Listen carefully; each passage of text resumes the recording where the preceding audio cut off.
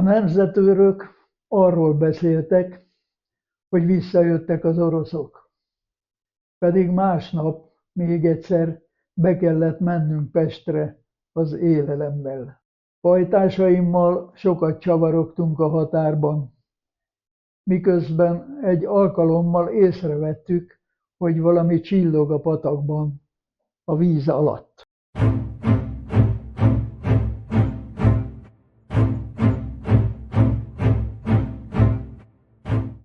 Honnan tudtátok, hogy a Péterfi Sándor utcai kórházba és a Róbert Károly körútra, a mostani Honvéd kórházba vitték a sebesülteket? A nemzetőrök parancsot teljesítettek, mint egy katonai jellegű szervezet tagjai. Ők azt a parancsot kapták, hogy oda vigyük. Mi nem tudtuk, hogy hova viszik a sebesülteket. Gondolható, hogy oda is, máshova is, de ilyenfajta segítség más településekről, vidékekről is érkezhetett, és azokat biztos máshova irányították. Nekünk ide kellett vinnünk. Ahogy mentünk Pesten végig a Váci úton, végig a Dózsa-György úton, meg különböző helyeken, mindenfele találkoztunk a harcok nyomaival. Sok házon voltak belövések, golyónyomok, beszakadt falak, kitört ablakok. Az utcán fölszedett macskakövek, amikből barikádokat építettek a forradalmárok. Minden tele törmelékkel, autóroncsok, kilőtt szovjet tankok, páncélautók, felborult villamosok, s romok mindenütt. Ilyenfajta képek maradtak meg bennem ezekből a pesti látogatásokból. Ezekről készítettél festményt később? Ezek hatására festettem az 56-os sorozatomat. Vannak benne ilyen képek. Például a Forradalom oltárára című képen vannak ilyen jelenetek, és szomorú, tragikus dolgok. A volt Szabadság téren a parkban volt egy kis sírhant, rajta egy kereszt, amire az volt ráírva, hogy itt nyugszik egy 15 év körüli ismeretlen kisgyerek.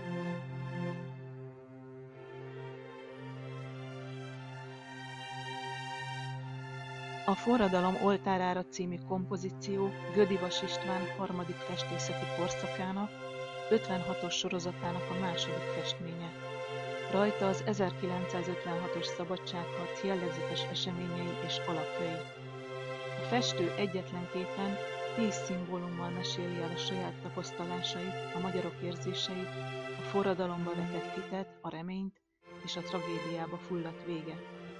Csendben csodálhatjuk ezen az egyetlen örökértékű alkotáson a lyukaszászlót, a Petőfi szobornál tüntető tömeget, a pesti srácokat, az angyalt, aki rájuk vigyáz, egy 10 éves kisfiú sírját, egy utcai jelenetet, Nagy Imrét, a forradalom mártír miniszterelnökét, a kép alján a gyűjtőfogház sziluettjét és a 301-es parcella rendőrlovakkal széttaposott sírjainak megdőlt keresztjeit.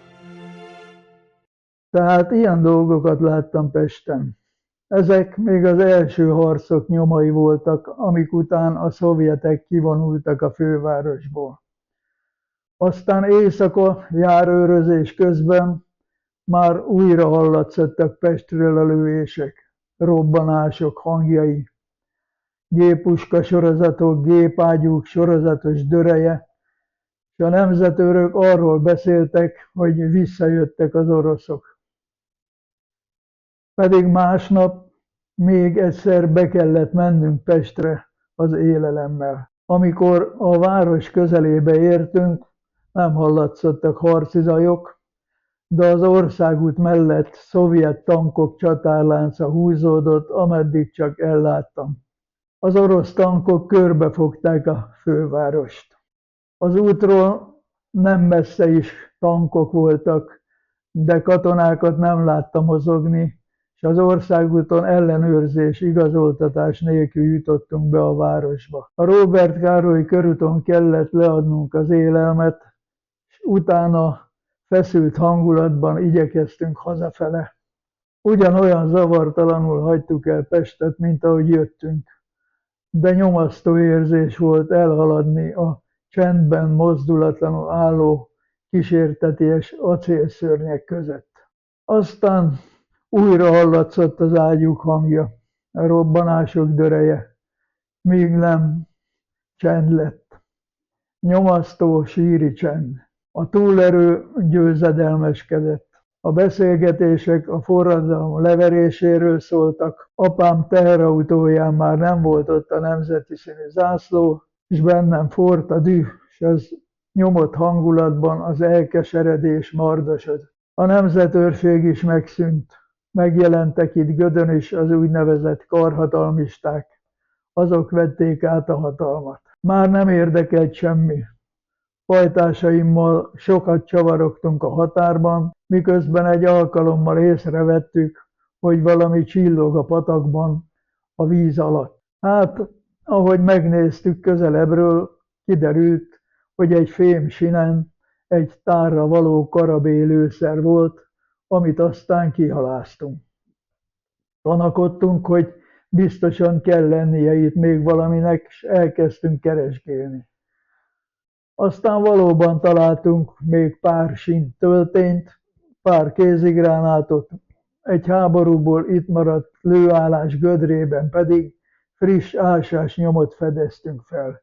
Kézzel kezdtük a homokot kiásni, és találtunk egy rakétapisztolyt, pár világító rakétával, aztán 2 darab PPS géppisztolyt, dobtárakkal, sok lőszerrel, amik egy női harisnyába voltak bepakolva. Nyilvánvaló volt, hogy ezeket a fegyvereket azok rejtették el, akik a forradalom alatt használhatták is őket. Akkora szerencsétek volt, hogy egyikőtök sem robbant fel? Hát azért a kézigránátokról tudtuk már nagyjából, hogyan működnek, mit kell tenni velük, hogy robbanjanak. És ezt honnan tudtátok 15 évesen? Hát sok háborús filmet láttunk akkoriban. Nagy volt az izgalom, az öröm, és az egyik géppisztolyt azon nyomban ki is sajátítottam a magam számára. Aztán elvittük a fegyvereket az egyik barátomékhoz, akiknek a szülei egész nap nem voltak otthon, mert dolgoztak mind a ketten. Ott megpucoltuk, megtisztítottuk őket, szétszedtük, megismerkedtünk velük, tanulmányoztuk őket, összeraktuk, megpróbáltuk betárazni, végül is rájöttünk, hogy megy. Pedig a betárazásuk sem volt olyan egyszerű, de rájöttünk, hogy kell.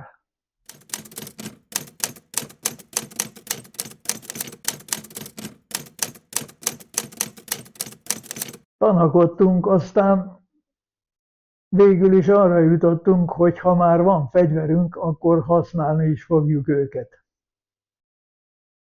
Aztán hallani lehetett a konvoj egyre erősödő morajlását, és megjelent az első páncélautó, utána pedig a tankerek.